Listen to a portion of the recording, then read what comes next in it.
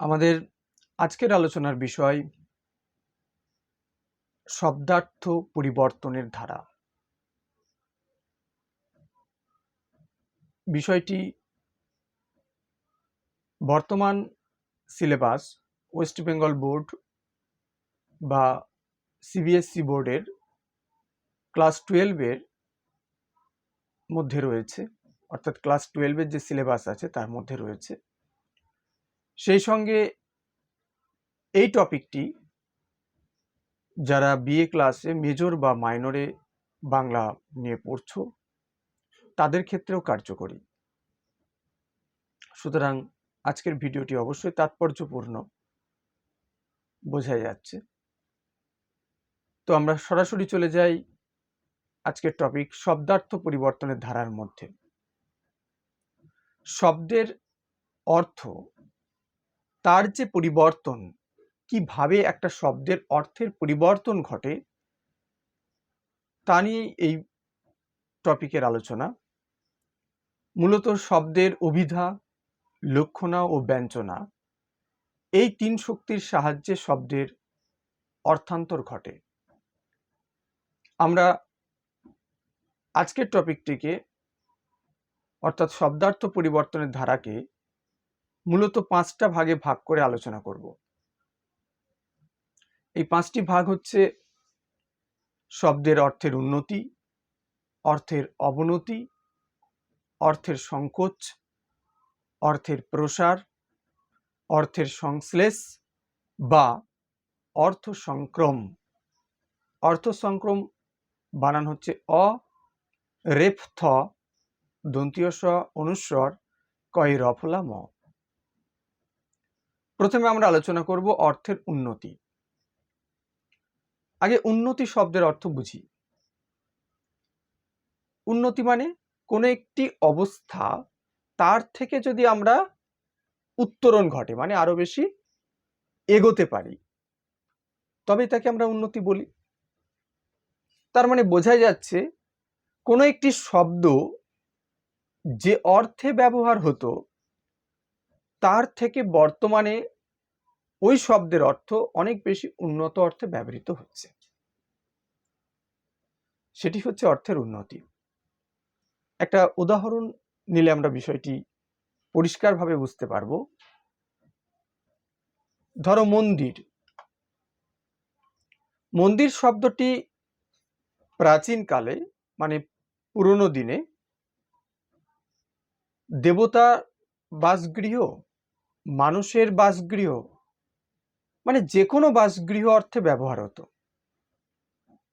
কিন্তু বর্তমানে মন্দির শব্দটি শুধু দেবতার বাসগৃহ অর্থে ব্যবহৃত হয়। তার মানে আগে মানুষের বাসগৃহ, বর্তমানে দেবতার বাসগৃহ। তাহলে শব্দটি আগের অর্থের তুলনায় বর্তমানে উন্নত অর্থে ব্যবহৃত হচ্ছে।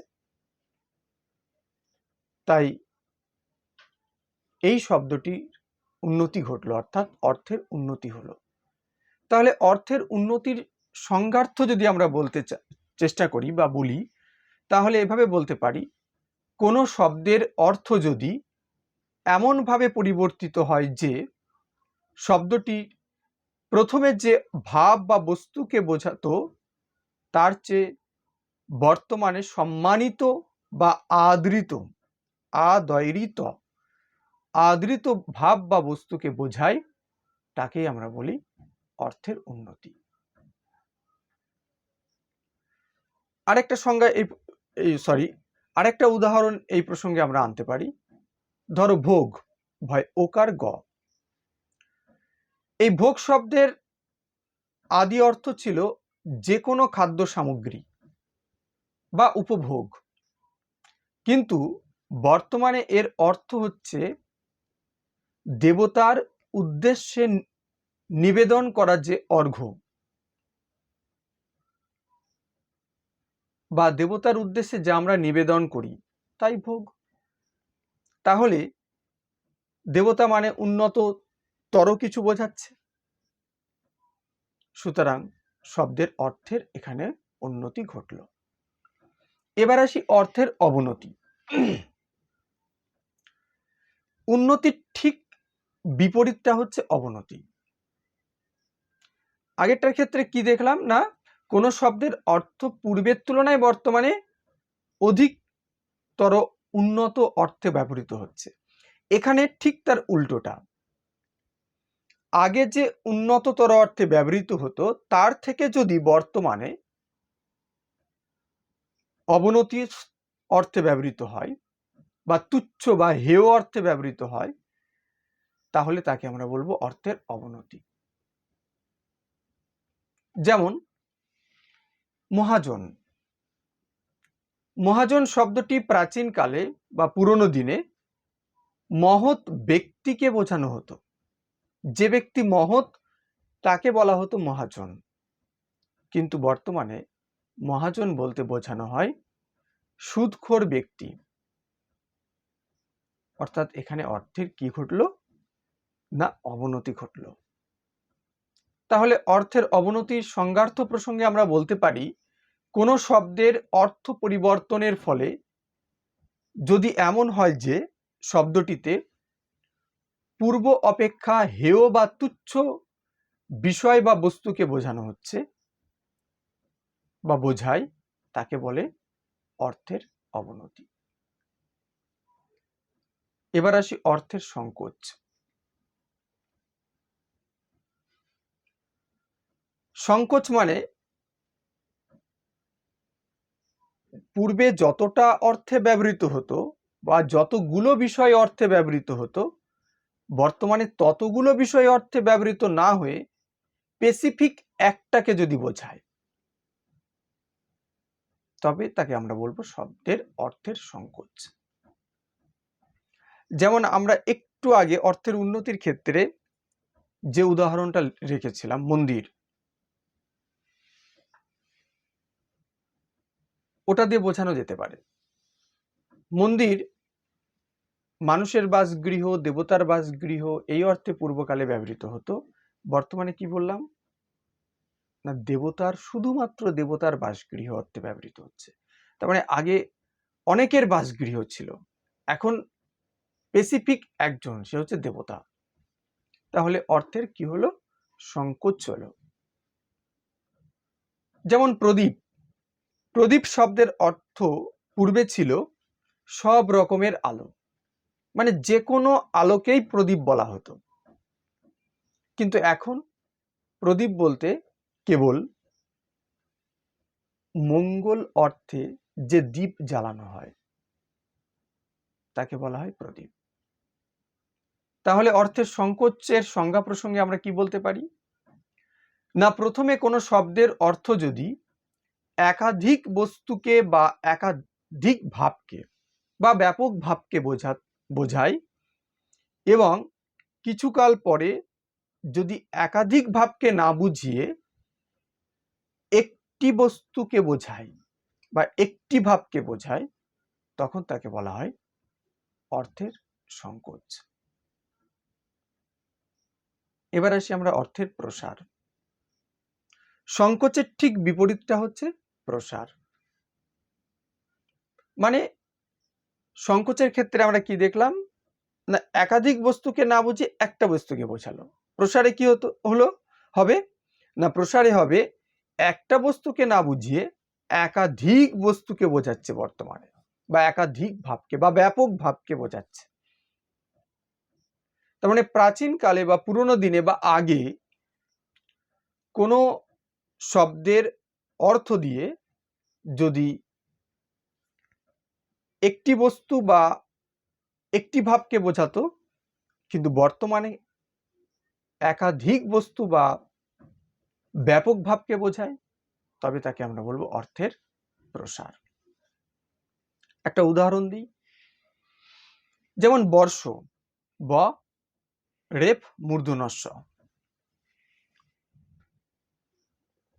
বা ব মূর্ধন্যস্ব রেফ, বর্ষ। বর্ষ বলতে প্রাচীনকালে বা আগে বোঝানো হতো বর্ষাকাল, মানে বর্ষা ঋতুকে বোঝানো হতো,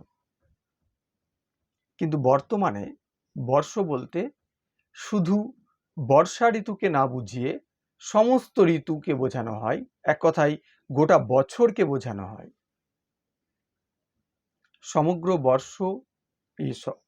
সমগ্র বছরটাকে বলা হয় বর্ষ।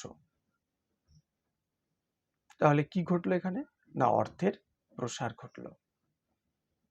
এর সংজ্ঞার্থ প্রসঙ্গে আমরা বলতে পারি, যদি কোনো শব্দ প্রথমে কোনো সংকীর্ণ অর্থে বা সীমাবদ্ধ বস্তুকে বোঝাতো, কিন্তু বর্তমানে তার থেকে ব্যাপক ভাব বা বস্তুকে বোঝায়, তাকে আমরা বলি অর্থের প্রসার।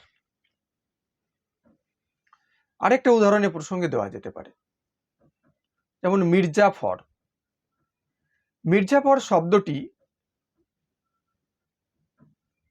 পুরনো দিনে বা আগেকার দিনে কেবলমাত্র একজন ব্যক্তিকে বোঝানো হতো,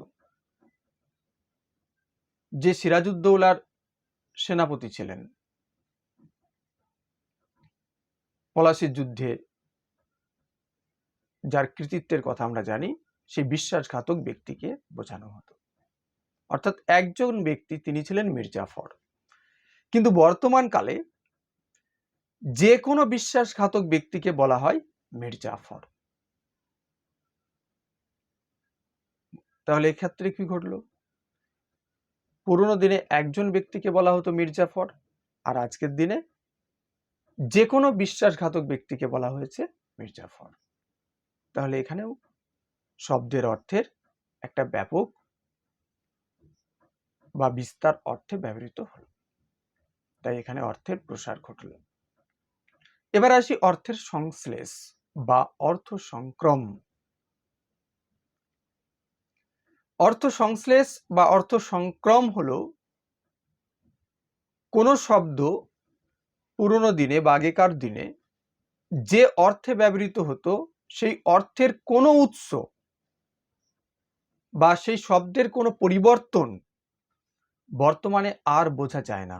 মানে কিভাবে সেটা পাল্টালো তা বোঝা যায় না, তার বিবর্তনটা দেখা যায় না, একদম সম্পূর্ণ বদলে যায়, সম্পূর্ণ নতুন ভাবে একটা অর্থকে প্রকাশ করে, তাকে বলা হয় অর্থের সংশ্লেষ। একটা উদাহরণ নিই, যেমন সন্দেশ। সন্দেশ শব্দটি আগেকার দিনে ব্যবহার করা হতো বার্তা অর্থে। কোনো ব্যক্তি যখন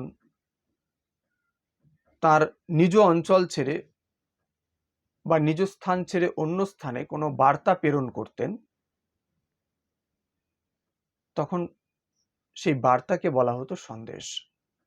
মানে সন্দেশ শব্দের অর্থ ছিল বার্তা। কিন্তু বর্তমানে সন্দেশ শব্দের অর্থ এক ধরনের মিষ্টান্ন খাবারকে বলা হয়েছে। তার মানে আগের অর্থের সঙ্গে এখনকার শব্দটির অর্থের কোনো মিল খুঁজে পাওয়া যাচ্ছে না, একেই বলা হয়েছে অর্থের সংশ্লেষ। পুরো পাল্টে গেল।